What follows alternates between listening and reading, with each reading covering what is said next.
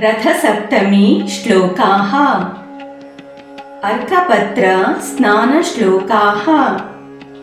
सप्तसप्ति प्रिये देवी सप्तलोकैकदीपिके सप्तजन्मार्जितं पापं हर सप्तमी सत्वरम् यन्मयात्र कृतं पापं पूर्वं सप्तसु जन्मसु तत्सर्वं शोकमोहौ च मा करीहन्तु सप्तमी। नमामि सप्तमीं देवीं सर्वपापप्रणाशिनीं सप्तार्कपत्रस्नानेन मम पापं व्यापोहतु।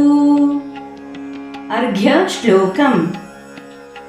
सप्तसप्तिवः प्रीता सप्तलोकप्रदीपना सप्तमी सहितो देवा गृहाणार्घ्यं दिवाकर।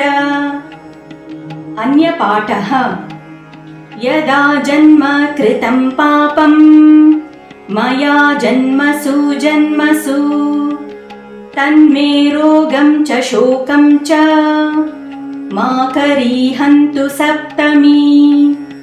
एतज्जन्म कृतं पापं यच्च जन्मान्तरार्जितं मनोवाक्कायजं यच्च ज्ञातज्ञाते च ये पुनः इति सप्तविधं पापं स्नानान्मे सप्तसप्तिके सप्तव्याधिसमायुक्तं हर मा करी सप्तमी।